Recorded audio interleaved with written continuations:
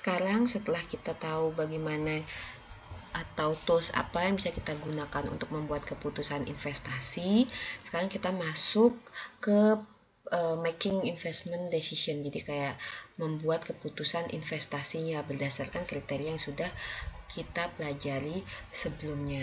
Nah, kalau sebelumnya itu kita kan langsung dikasih tahu tuh cash flow yang akan didapatkan satu project itu berapa setiap tahunnya. Nah, untuk di materi ini kita yang harus menentukan atau mencari atau menghitung berapa sih sebenarnya cash flow yang didapatkan dari satu project. Nah, sekarang cash flow tersebut sebenarnya disebut dengan relevan cash flow di sini. Jadi, cash flow yang harus kita masukkan dalam penghitungan capital budgeting itu adalah cash flow yang hanya terjadi atau tidak terjadi jika project tersebut kita terima. Jadi, cash flow kalau misalnya project itu diterima, dia akan terjadi, atau cash flow jika project itu kita terima, dia tidak terjadi. Nah, di sini relevan cash flow ini disebut dengan incremental cash flow. Contohnya nanti akan kita bahas satu persatu. Nah, yang ada yang namanya prinsip standalone principle. Jadi standalone principle ini kita harus benar-benar bisa membedakan mana cash flow yang benar-benar berasal dari project yang mau kita analisis, mana cash flow yang hanya ikutan saja atau tidak berasal dari project yang akan kita analisis di sini. Jadi benar-benar cash flow yang dimasukkan di sini adalah cash flow yang terjadi kalau project itu diterima, ataupun cash flow yang tidak terjadi ketika project itu kita terima. Nah, jadi pertanyaan untuk membantu kita, mana saja relevan cash flow itu ada 3. Nah, kalau misalnya jawabannya ada 3 ya. Nah, di sini pertanyaannya cuma 1 sebenarnya. Jadi pertanyaannya gini, apakah cash flow tersebut terjadi hanya jika kita menerima project? Kalau jawabannya iya, berarti cash flow tersebut harus kita masukkan dalam analisis, karena cash flow tersebut adalah incremental cash flow dan itu adalah relevan cash flow. Ketika jawabannya tidak, jadi kalau misalnya kita terima project atau tidak terima project, cost atau cash flow-nya tetap terjadi, nah berarti cash flow tersebut tidak kita masukkan dalam analisis karena itu bukan incremental cash flow. Incremental kan yang terjadi kalau kita terima project. Kalau kita tidak terima project dia juga terjadi, berarti itu bukan incremental cash flow. Jadi kalau jawabannya tidak, berarti tidak kita masukkan ke relevan cash flow, tidak kita masukkan ke dalam analisis kita. Kalau jawabannya adalah sebagian dari cash flow tersebut, nah berarti kita harus pisahkan nih mana cash flow yang terjadi hanya karena ketika kita menerima project tersebut. Ingat prinsip standalone principle yang sebelumnya kita bahas. Nah, ini adalah contoh-contoh dari incremental cash flow di sini. Ada yang harusnya masuk ke ini adalah contoh dari contoh dari cash flow. Nah, cash flow ini sini ada yang termasuk dari incremental cash flow, ada juga yang tidak termasuk incremental cash flow. Kalau termasuk incremental cash flow berarti itu adalah relevan cash flow yang harus kita masukkan dalam analisis capital budgeting. Cost yang pertama itu adalah sunk cost di sini. Nah, jadi sunk cost ini adalah biaya yang terjadi di masa lalu.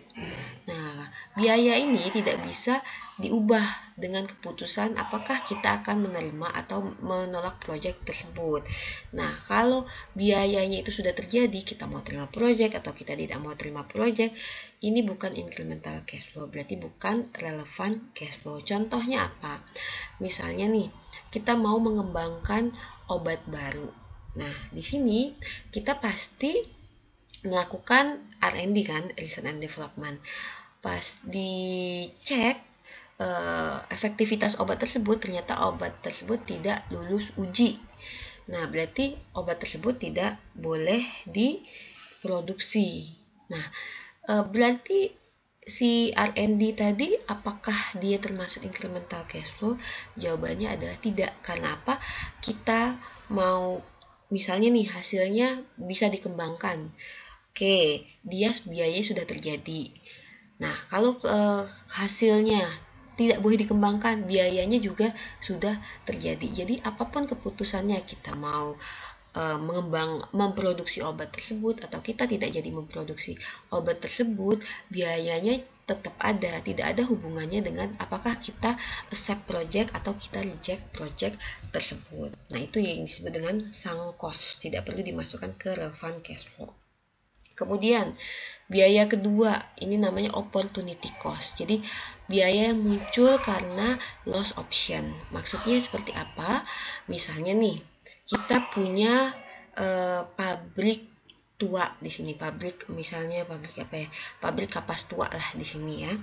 Nah, di lahan tersebut kita karena sudah tua dan sepertinya tidak mungkin untuk diteruskan produksinya. Nah, kita berencana kita akan merobohkan pabrik tersebut, kita ganti dengan apartemen. Nah, pertanyaannya adalah apakah biaya pabrik kapas tua tersebut termasuk incremental cash flow atau bukan? Apakah misalnya kalau kita mau membangun apartemen itu termasuk dari incremental cash flow, relevant cash flow yang harus kita analisis untuk mengambil keputusan membangun apartemen atau tidak membangun apartemen? Jawabannya adalah itu termasuk incremental cash flow. Karena apa? Karena pabrik tua itu termasuk opportunity cost. Misalnya nih, kalau kita nggak jadi bangun apartemen, kita bisa apa? Bisa saja menjual pabrik tua tersebut. Mungkin masih ada nilainya di pasar. Mungkin bisa dilirik oleh investor lain ataupun pabrik lain, kemudian dimodernisasi atau apa. Dan menurut mereka masih bisa menghasilkan future cash flow untuk yang mau membeli itu. Nah, kan berarti kalau kita nggak jadi membangun apartemen, setidaknya kita bisa menjual pabrik tersebut kan. Nah, berarti kalau misalnya kita mau tetap membangun apartemen, nah opportunity cost yang hilang dari kita menjual pabrik tersebut harus dimasukkan ke incremental cash flow. Karena kalau misalnya kita membangun apartemen, kita kehilangan cash inflow dari penjualan pabrik tersebut. Nah, kemudian contoh lainnya adalah side effect. Side effect ini termasuk incremental cash flow. Side effect terdiri dari dua jenis, yaitu positive side effect dan negative side effect. Kalau positive side effects di sini adalah dia memberikan benefit untuk other project. Misalnya nih, kita itu memproduksi printer ya, di sini memproduksi printer. Nah, kemudian kita itu perusahaan yang memproduksi, salah satu itu produksi kita adalah printer. Kemudian kita mau mengembangkan tinta baru di sini untuk printer tersebut. Nah, kemudian kita mau lihat nih, kalau misalnya kita mengembangkan tinta baru tersebut dengan harga yang lebih murah, nah kita melihat ada positif efeknya ke penjualan printer kita. Nah, berarti benefit dari produksi tinta printer yang baru ini itu harus kita masukkan ke dalam relevant cash flow. Jadi cash inflow tambahan karena akan menaikkan penjualan printer. Nah, kemudian ada contoh lainnya negative side effect. Nah, side effect ini adalah menimbulkan cost untuk project yang lain. Misalnya nih, kita mau mengembangkan kita misalnya produsen dari snack A. Nah, kemudian kita mau mengembangkan snack rasa baru. Nah, ternyata pas kita teliti, kalau kita mengembangkan atau launching snack baru tersebut akan membuat penjualan snack A itu turun. Nah, berarti kan ada biaya yang harus ditanggung oleh si snack A tersebut. Nah, berarti di sini negatif side effect dari kita memproduksi snack B itu yang menyebabkan berkurangnya penjualan snack A itu harus kita masukkan ke dalam relevant cost di sini. Nah, kemudian apalagi yang termasuk dalam incremental cash flow itu adalah changes in net working capital. Ini termasuk dalam incremental cash flow. Jadi, kalau ada perubahan net working capital ketika kita mau mengambil satu project, berarti kan akan mengakibatkan cash inflow ataupun cash outflow. Nah, di sini masuk ke incremental cash flow. Nah, kemudian ada biaya lain yaitu financing cost. Nah, financing cost di sini itu tidak termasuk di incremental cash flow. Financing cost di sini biasanya contohnya misalnya interest expense. Kenapa tidak termasuk di incremental cash flow? Interest expense itu karena dalam membiayai satu project kita sudah menghitung required return ya kan, berapa return yang harus kita adjust dalam suatu project tersebut.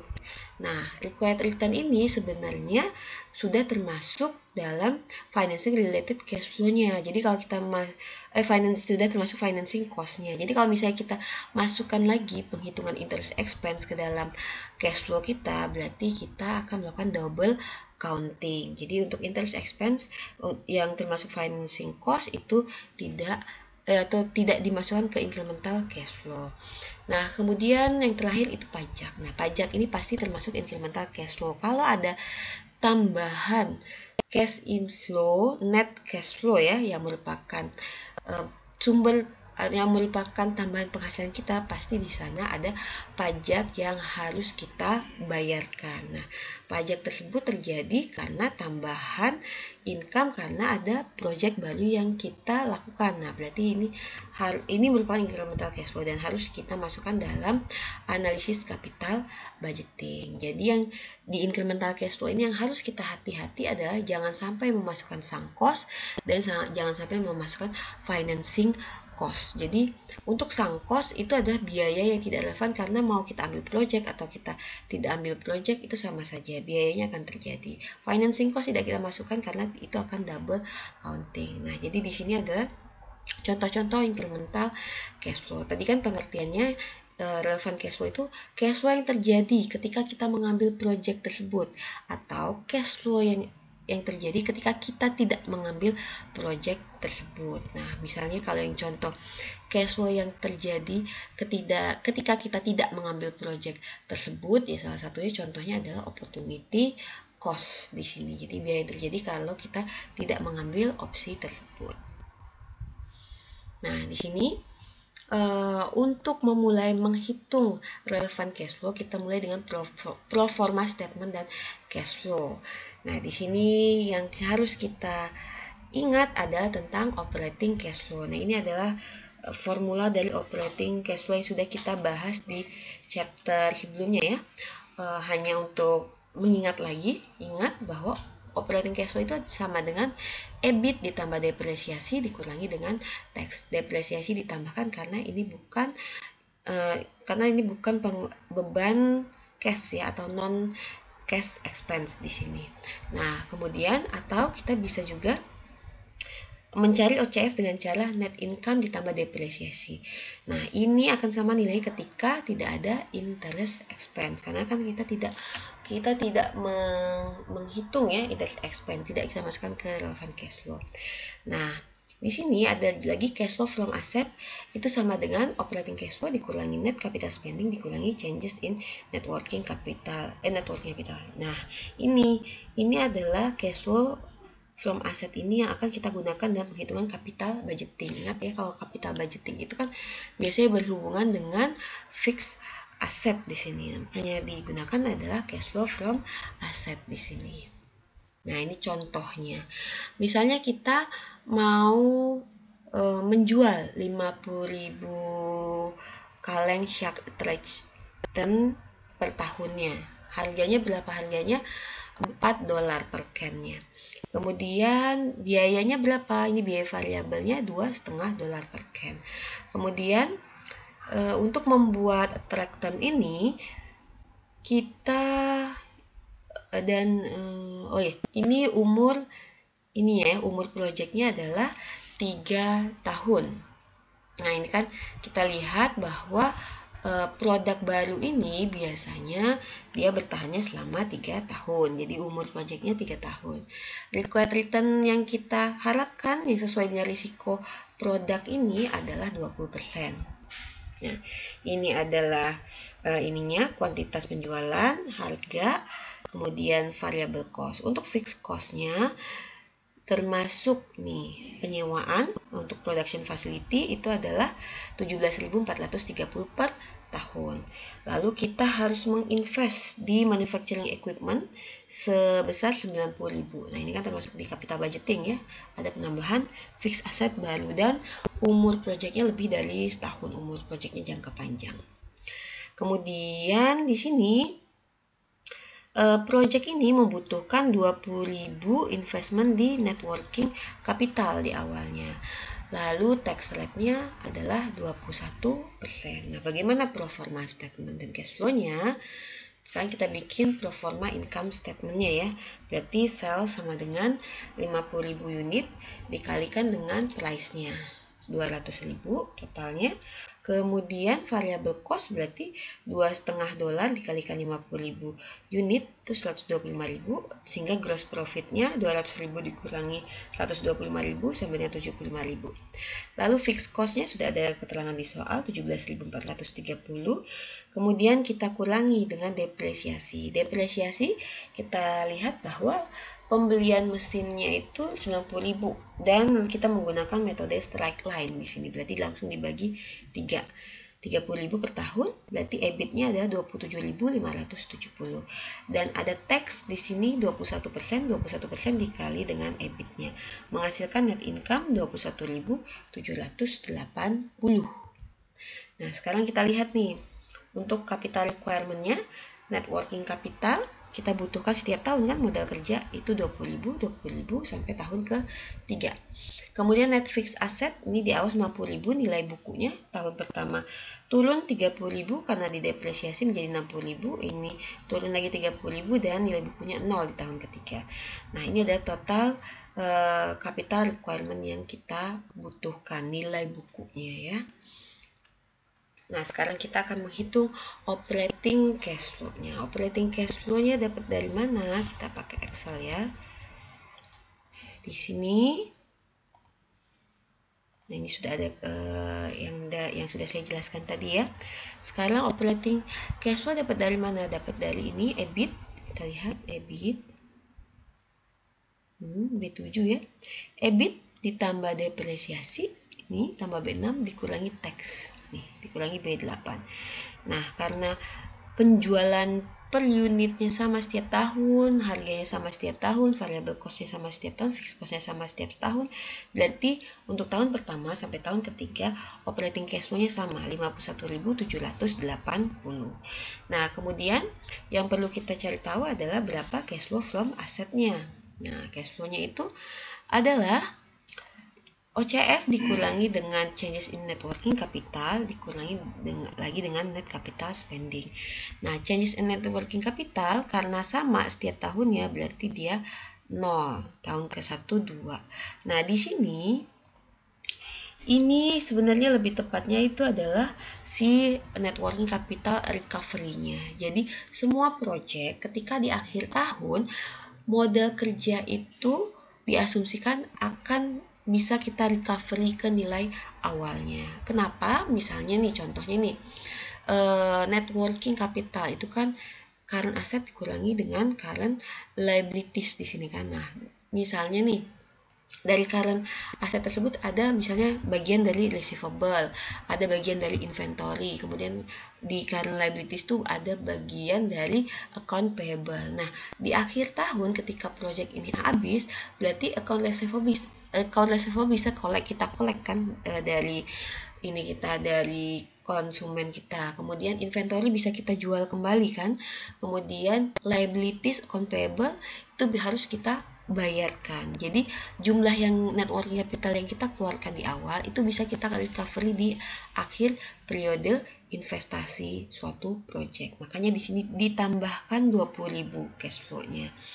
Nah, net capital spending terjadinya kan di awal. Di sini kita membeli mesin di awal 90.000. Nah, di sini ini bukan ini ada net capital spending ya, bukan changes in net fixed asset. Ini kan cuma nilai bukunya saja, berpengaruhnya ke depresiasi sebenarnya. Sebenarnya kan nilainya kan tetap di sini tetap 90.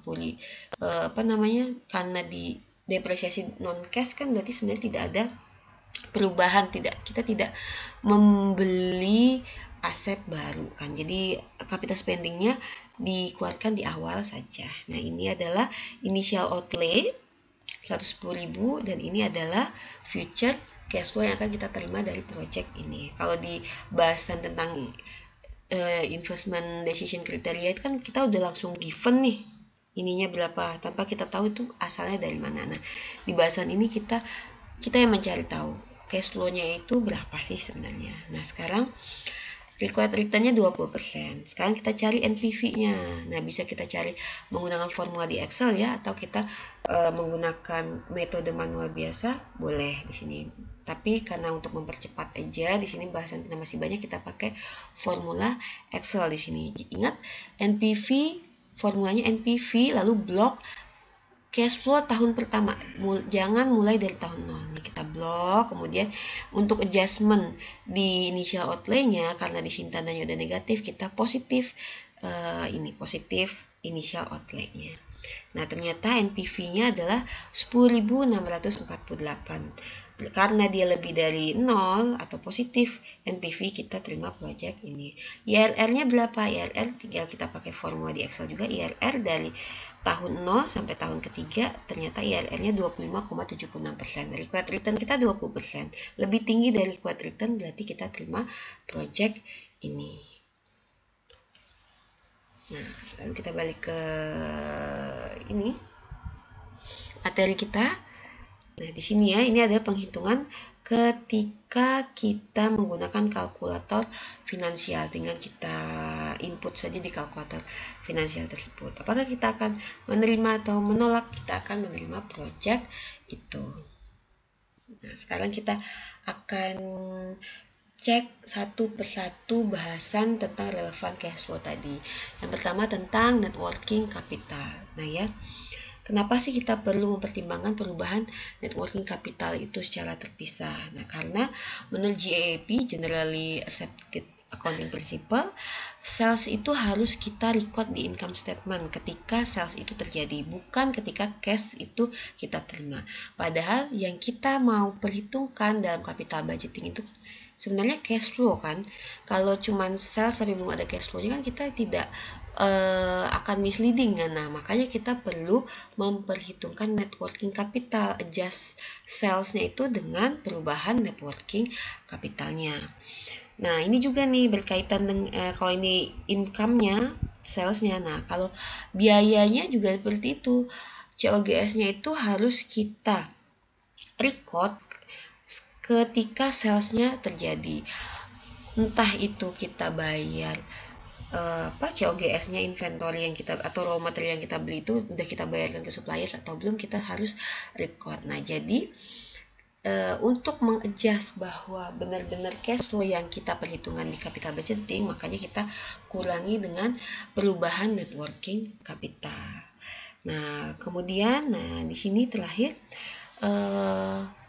kita harus membeli inventory untuk mensupport sales. Entah kita inventory tersebut sudah terjual dan kita collect cash-nya atau enggak. Makanya di-adjust juga dengan changes in net working capital. Makanya di sini changes in net working capital itu kita akan pisahkan penghitungannya. Nah, ini contohnya nih kalau membuktikannya dengan contoh yang simpel. Kita ada sales 500, biayanya 310, berarti net income kita 190. Nah, ini adalah beginning of the year-nya account receivable, ini adalah ending of the year-nya, ini account payable, ini ending of the year account payable-nya. Berarti di sini ada perubahan kan? Perubahannya dari beginning ke ending itu naik 30. Kalau di sini dari beginning ke ending itu naik 55. Berarti net working capitalnya berapa di sini? Nah, net working capitalnya di sini adalah si account receivable-nya kita kurangi dengan account payable-nya, yaitu minus $25. Nah, sekarang kita lihat cash flow yang terjadi itu sebenarnya berapa sih? Ternyata dari di sini total cash flow-nya, yaitu kalau kita menggunakan formula biasa ya, operating cash flow dikurangi changes in net working capital dikurangi dengan capital spending. Karena yang kita bahas changes in net working capitalnya ini kita abaikan dulu, kita anggap 0 ya di sini, 0. Operating cash flow-nya berapa? Nah, dari sini kan net income tambah depresiasi. Nah, depresiasi kita anggap 0 dulu, berarti langsung aja net income di sini. Dikurangi nih change in net working capitalnya minus 25 minus 0 menjadi 215. Nah, sekarang kalau kita mau menghitung dengan cash flow yang benar-benar cash in dikurangi cash out. Oke, sekarang kita lihat cash inflow. Berarti kita menjual 500. Ternyata ada $30 yang masih menjadi account receivables, sehingga cash inflow kita adalah 500 dikurangi 30. Nah, ini ya. Cash outflow-nya kita biaya 310, tapi ternyata masih ada $55 yang terhutang. Berarti cash outflow-nya itu sebenarnya berkurang 55 di sini. Nah, seperti ini cash outflow-nya. Sekarang kita rearrange nih. Berarti 500 kurang 310 di sini, lalu minus 30 plus 55, atau kita keluarkan tanda minusnya, berarti 30 dikurangi 55. Nah, ini kan disebut dengan operating cash flow, ini disebut changes in net working capital, sama aja seperti yang di atas. Ini sama dengan 215. Jadi makanya kita perlu memisahkan changes in net working capital, karena untuk mengejas cash flow-nya. Kalau kita hanya menggunakan net income, nah berarti sebenarnya ada sebagian dari net income ini yang belum kita terima cash inflow-nya atau belum kita bayarkan cash outflow-nya. Nah, sekarang depresiasi. Depresiasi ini juga sangat mempengaruhi cash flow ya, karena sebenarnya depresiasi kan non cash expense kan, hanya butuh untuk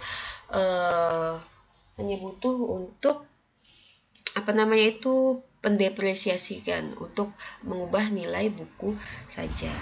Nah, tapi kita ingat bahwa depresiasi ini boleh kita catat sebagai expense dan dia mempengaruhi pajak di sini. Jadi kalau misalnya depresiasinya tinggi, berarti kan ada tambahan depresiasi, berarti kan itu bisa mengurangi pajak. Kalau bisa mengurangi pajak, berarti ada cash yang nggak jadi keluar. Jadi ada kayak additional cash inflow di sini.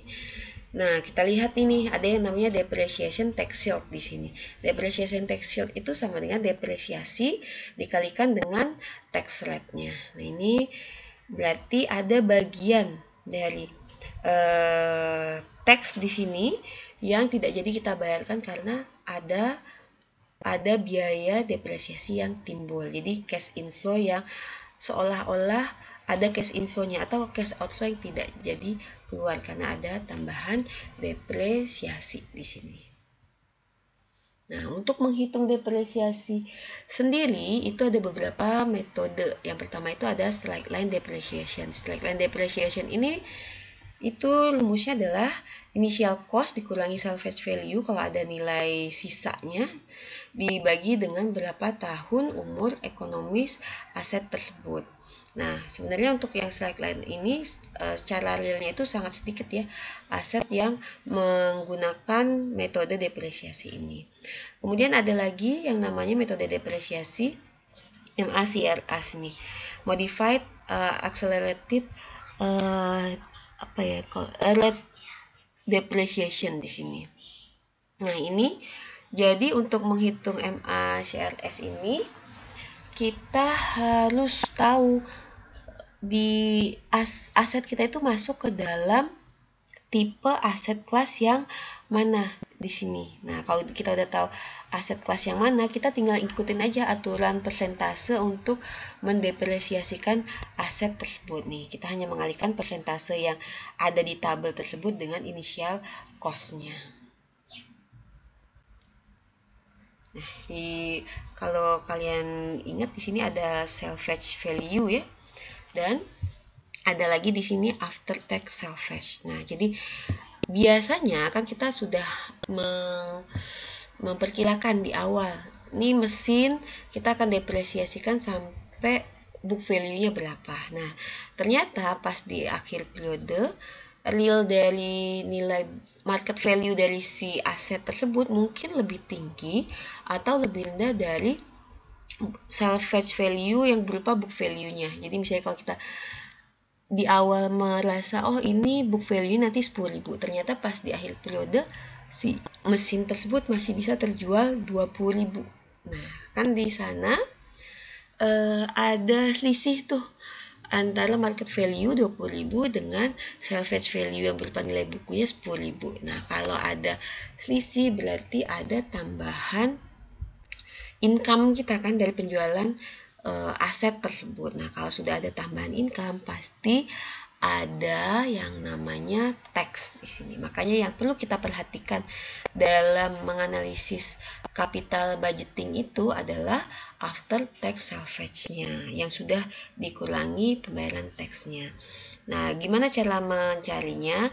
Sama dengan salvage value yang kayak market price-nya berapa, kemudian dikurangi tax dikali salvage value-nya, nilai pasarnya dikurangi book value-nya. Jadi book value ini kita dapatkan dari initial cost dikurangi akumulasi depresiasi.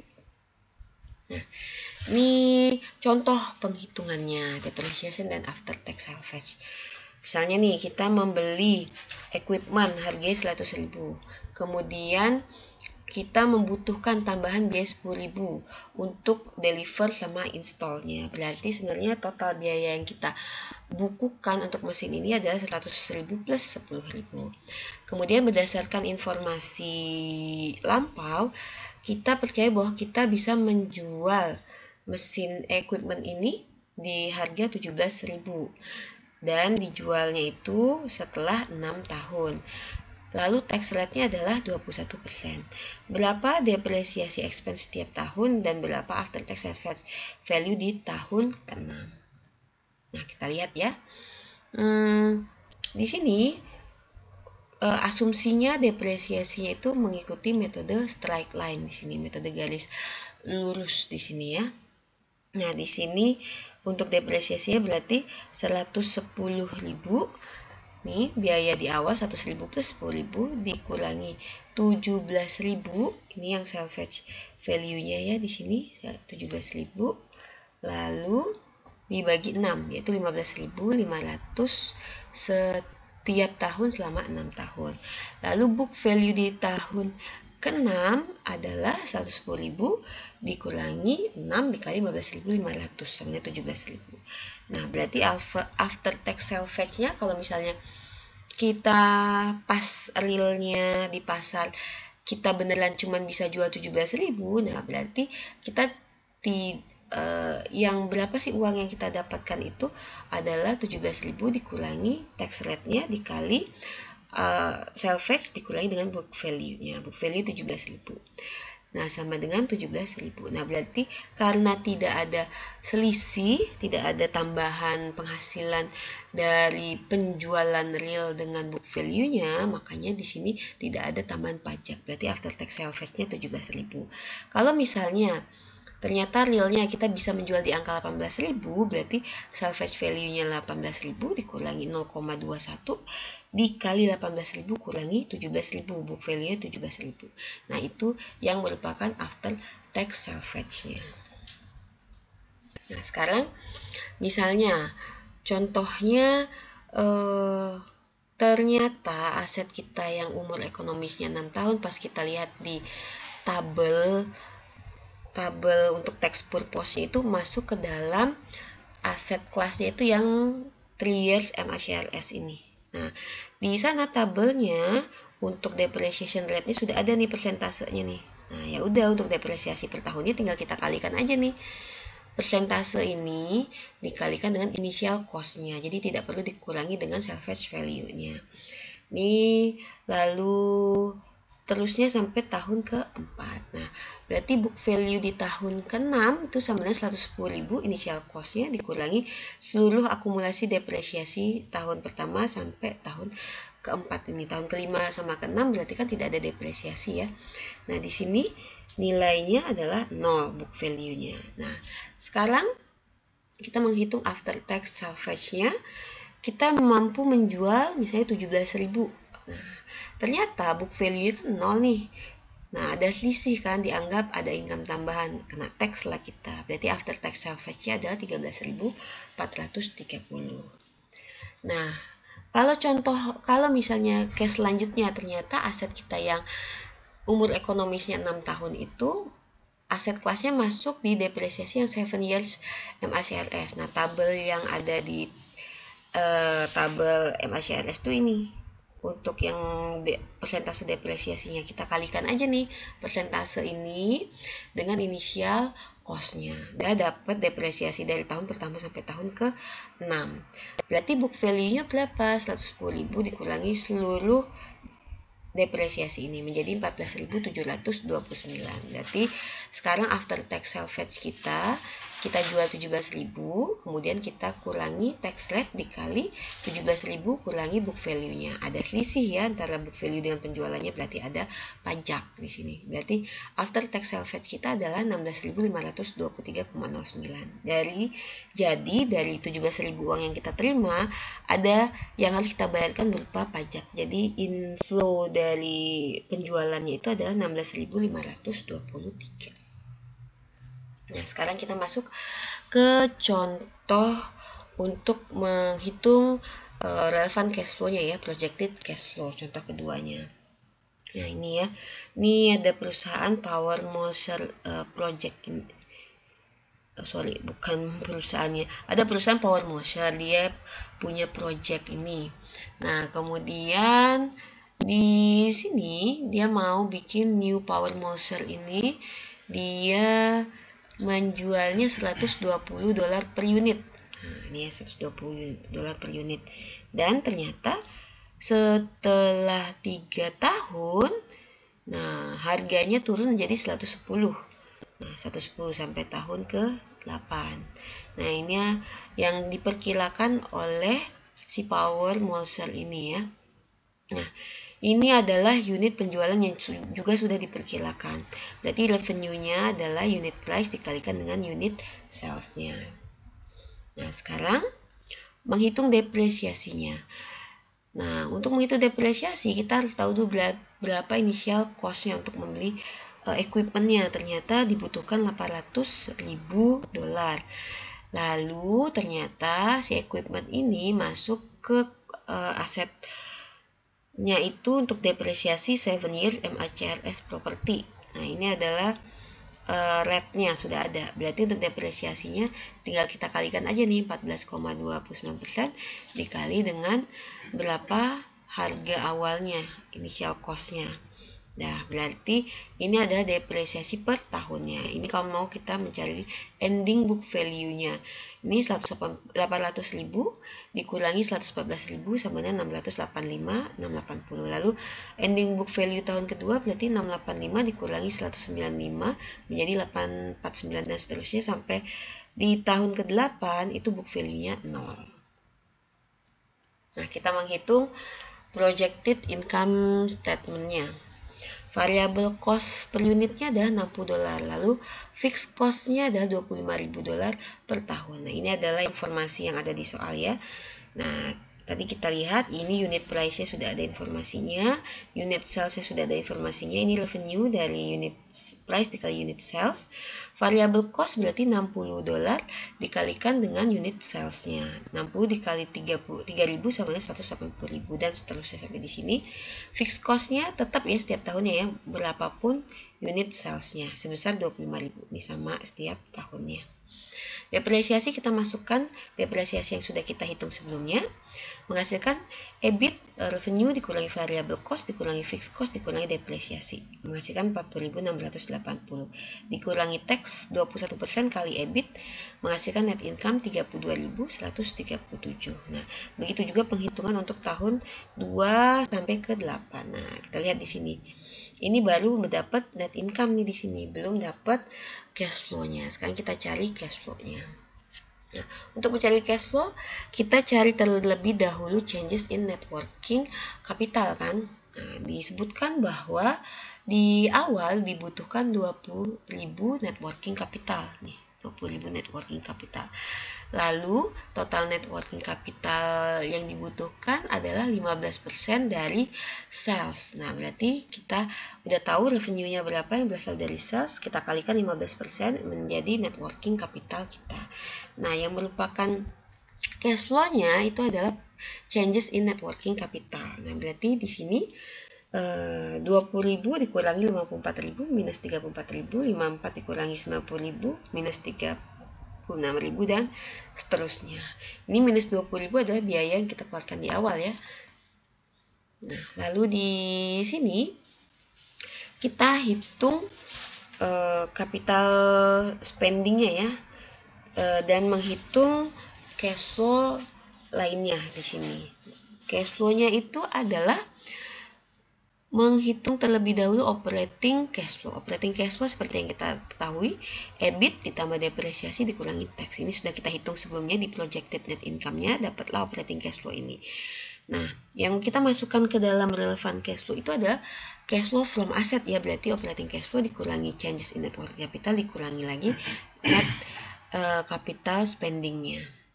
Oke, sekarang kita lihat nih untuk yang net working capital ya. Di sini ada di awal kita mengeluarkan 20.000, changes-nya sudah kita hitung sebelumnya, masuk ke sini, dan jangan lupa di akhir tahun ada net working capital recovery-nya. Dapat dari mana 49.500 ini? Kita lihat sebelumnya. Nah, di tahun ke-8 kita lihat net working capital-nya adalah 49.500. Berarti kita harus recover ke sini. Jadi ada tambahan cash flow 49.500 di sini. Lalu kita jumlahkan seluruhnya. Nah, sekarang untuk yang capital spending di sini initial outlay 800.000 dan after tax salvage. Di after tax salvage ini 126.800 dari mana? Kita lihat. Ternyata equipmentnya ini bisa market value-nya itu adalah 20%. Nah, berarti 20% dikali 800.000 sama dengan 160.000 nih. Nah, jangan lupa book value kita kan udah 0 tadi. Berarti ada tax yang harus kita bayarkan dari selisih antara salvage value ini dengan book value-nya. Berarti ini adalah 160.000 dikurangi 21% tax rate-nya dikali 160.000 dikurangi 0. 0 dapat dari mana? Dapat dari nilai buku. Nilai buku di sini 0 ya. Dapatlah nanti untuk after tax salvage-nya ada 126.400. Nah, udah dapat kita capital spending-nya. Sekarang kita mencarilah cash flow from asset-nya atau relevant cash flow-nya. Ini udah kita dapatkan tadi operating cash flow-nya, changes in net working capital, capital spending sudah ada. Berarti sekarang kita tinggal tambahkan OCF di sini dikurangi dengan changes in net working capital, lalu dikurangi dengan capital spending. Nah, karena tandanya ini sudah menunjukkan cash inflow cash outflow, berarti kita tambahkan aja di sini 146 ditambah minus 34.000 atau 146.000 dikurangi changes in net working capital 34.000 sama dengan 112.000. Ini juga 258 dikurangi 36 222 dan seterusnya. Nah, ini jangan lupa pas di akhir tahun ada after tax salvage value ya. Nah, setelah ini kita udah dapat nih untuk cash flow-nya, nih projected cash flow-nya di sini. Lalu kemudian ini adalah cumulative cash flow-nya untuk menghitung payback. Jangan lupa ya, ada kriteria payback. Lalu ini ada discounted cash flow. Discounted cash flow dapat dari ini projected cash flow didiskontokan di angka rate of return-nya 15%, berarti 112.457 dibagi 1 plus 15% pangkat 1. Kalau tahun kedua berarti dibagi 1 plus 15% pangkat 2 dengan cash flow tahun kedua dan seterusnya ini. Nah, ini ada discounted cash flow-nya. Nah, berarti NPV-nya berapa? NPV-nya jumlahkanlah semua ini. Lalu dikurangi 820.000. Dapat NPV-nya 146.852. Dengan IRR kita lihat di Excel-nya ya, 19,86%, payback-nya 3,81 tahun. Nah, dapat dari gimana cara menghitung payback? Kita langsung ke Excel saja ya. Nah, ini kita lihat. Ini udah kita bahas tadi. Sekarang kita ke sini. Nih, berarti NPV-nya tinggal kita tambahin semua yang ada di sini.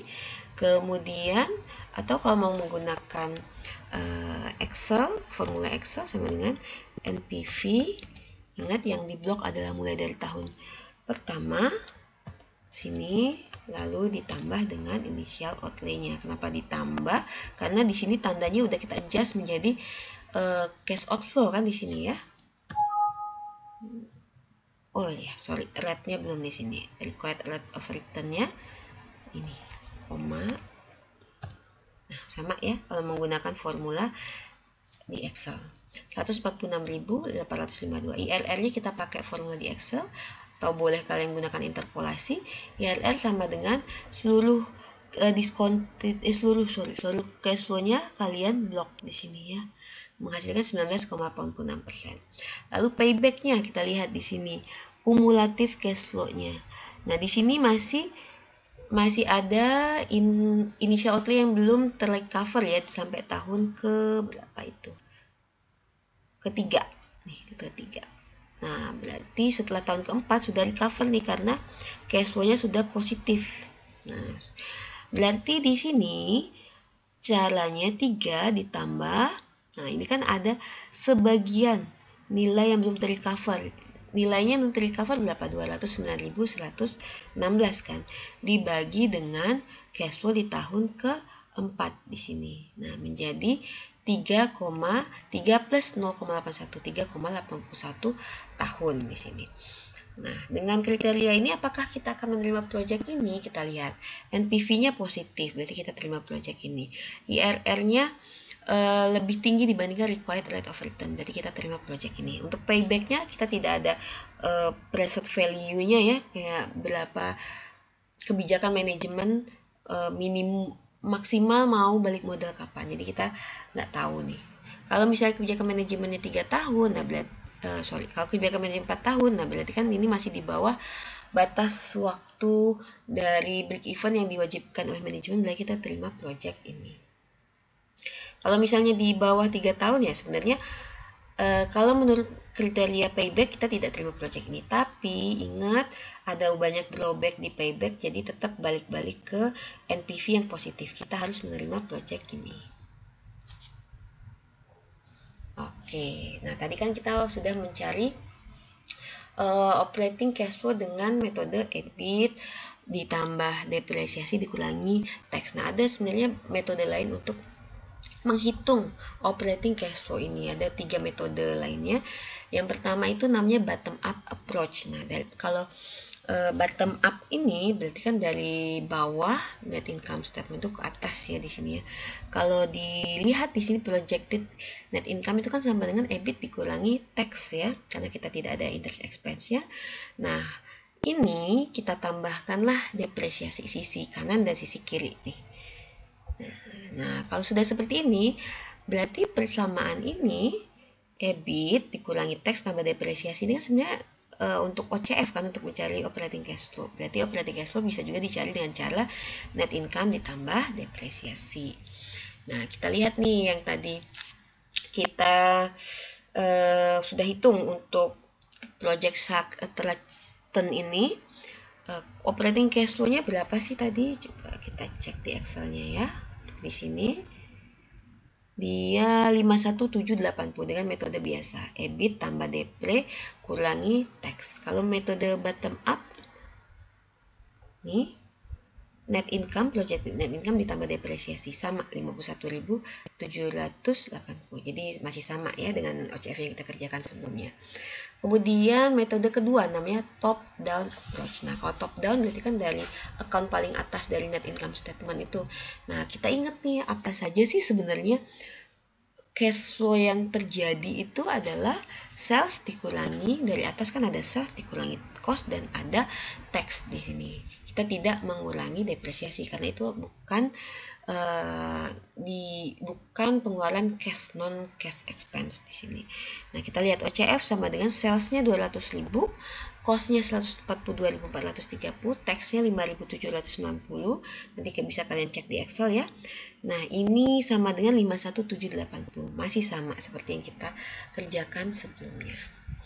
Nah, ada lagi metode selanjutnya, metode ketiga namanya tax shield approach di sini. Untuk tax shield approach ini sebenarnya sama saja ya. Operating cash flow sama dengan sales dikurangi cost dikali 1 dikurangi tax rate-nya. Nah, kalau kalian lihat kan sales dikurangi cost dikali 1 kurang tax rate ini kan sebenarnya sales dikurangi cost yang di sini ya. Sales dikurangi cost dikurangi tax di sini. Nah, di sini tax di sini yang baru diperhitungkan baru tax dari cost ini, sementara tax yang kita bayarkan itu ada tax yang berasal dari depresiasi, makanya di sini ditambahkan lagi depresiasi dikalikan dengan tax rate-nya di sini. Jadi sama aja, nanti kita cek di penghitungan sebelumnya benar nggak nilainya sama kalau pakai tax shield approach di sini. Nah, sales 200.000 nih, sales 200.000, cost 142,30 nih. Lalu tax rate-nya 21%, 1 dikurangi 21%. Lalu depresiasinya 30.000 dikali 21% menghasilkan 51.780. Jadi sama saja mau menggunakan bottom up, top down maupun tax shield approach untuk menghitung operating cash flow. Oke, itu dulu untuk yang video pertama. Kita akan lanjutkan dengan special case untuk menghitung relevant cash flow, yaitu cost cutting.